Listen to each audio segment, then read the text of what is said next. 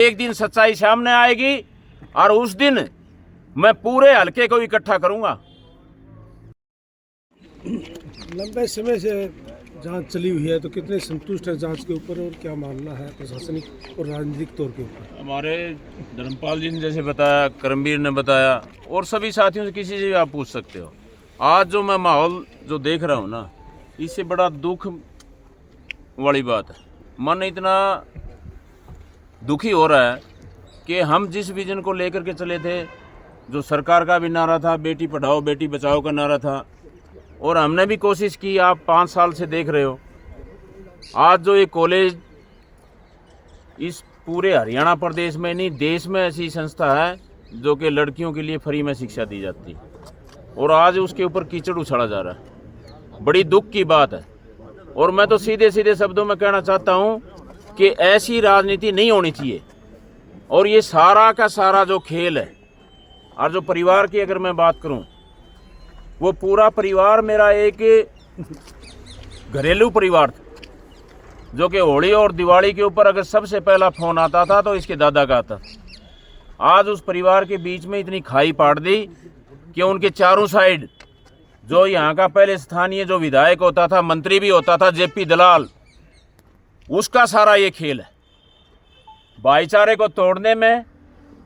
और भाईचारे के बीच में मैं कहता हूं कि खाई पाड़ने का अगर कोई काम कर रहा है, जो परिवार 50 साल से एक परिवार था, आज वो साथ नहीं बैठ सकता।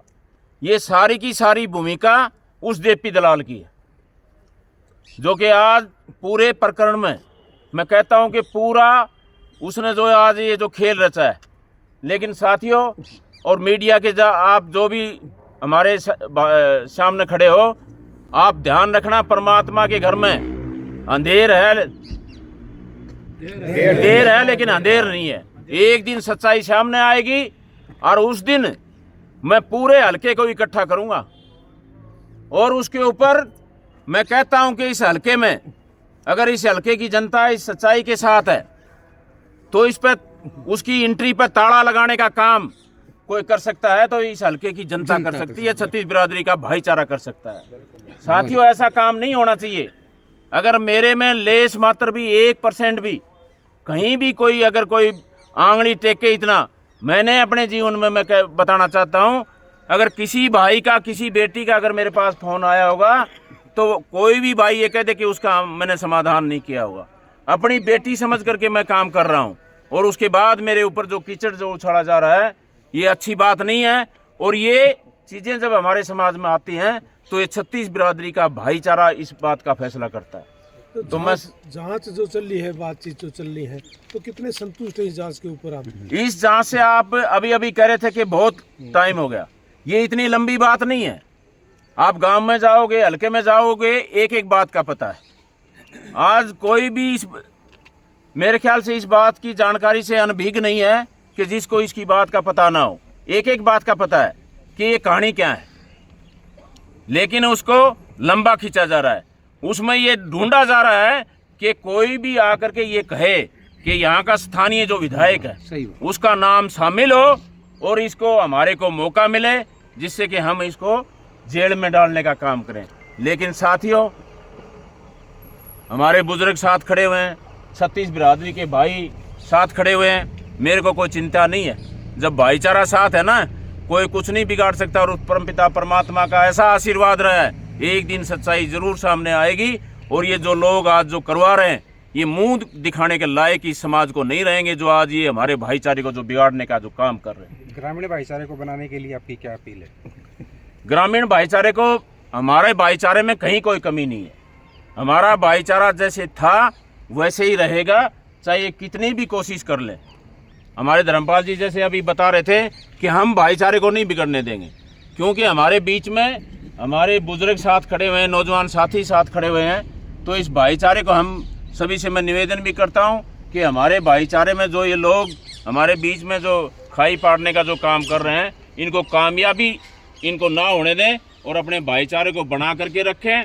और अगर इसमें ज़रूरत पड़ेगी तो 1-2 दिन और, जैसे लंबा टाइम 5-6 दिन का हो गया है, 1-2 दिन और हम देखते हैं। अब उसमें शामिल कर रहे हैं आज भी बयान, आज भी बयान, आज वो पेपर ले आओ, आज वो पेपर ले आओ। मैं ये कहता हूँ कि इसमें यूनिवर्सिटी का जो भी रिकॉर्ड है, हमारे गोद में कोई पैसा नहीं आता।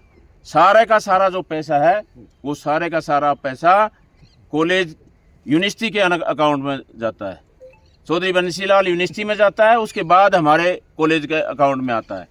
लेकिन हमने जब से फ्री किया, वो हमारी कौन सी तारीख है, 5 अगस्त से शायद हमने सबके लिए फ्री किया है। मैं चैलेंज के साथ कहता हूँ कि भाई 5 अगस्त के बाद अगर कोई भी एक भी लड़की या कोई भी एक भी अभिभावक ये कह दे कि भी एक भी पैसा, हजारों की या 100, वो तो बात अलग रहेगी, कोई भी ये साबित कर दे कि भी 100 रुपये भी हमारे कॉलेज ने अगर किसी ने उससे मांगा हो तो आपका जूता और मेरा से।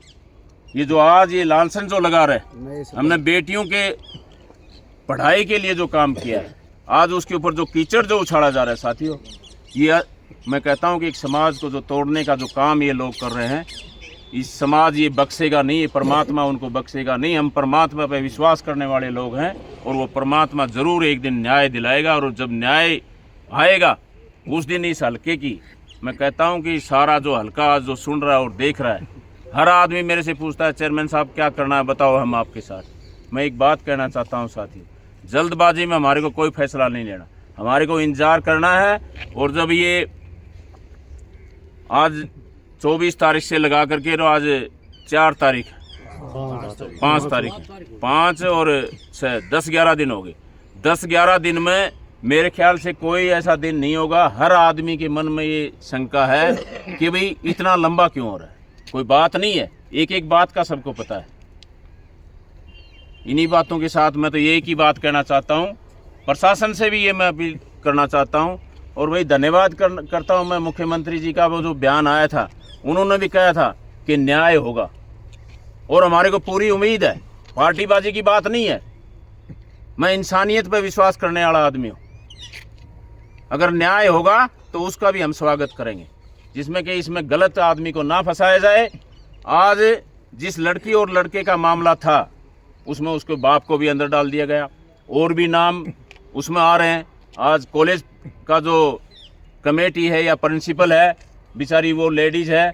आज मैं अभी देख रहा था, एक बेटी मेरे को बता रही थी कि मेरे को डराया जा रहा है, धमकाया जा रहा है। बेटी बता रही थी कि ध्यान से देना नहीं तो तेरी जेल हो जाएगी। मैं एक बात कहता हूँ, एक बेटी हमारे बीच से चली गई, अगर इस तरह से कोई बेटी को तंग करके अगर कोई ऐसी बात होगी तो उसका जिम्मेवार कौन होगा? समझते हो ना इस बात को? जिम्मेवारी ले ही नहीं रहा। पूछताछ होती है, लेकिन वो सही माहौल में होनी चाहिए। डरा धमका के उसको ऐसा काम नहीं होना चाहिए कि डरा धमका के उससे कोई अपने फेवर में बात करवाने का। क्यों? यहाँ पुलिस का दिया हुआ बयान का कोई मायने नहीं रखता। जब कोर्ट में जब जाएगी, जब बयान होंगे तो उस दिन सच्चाई सामने आएगी।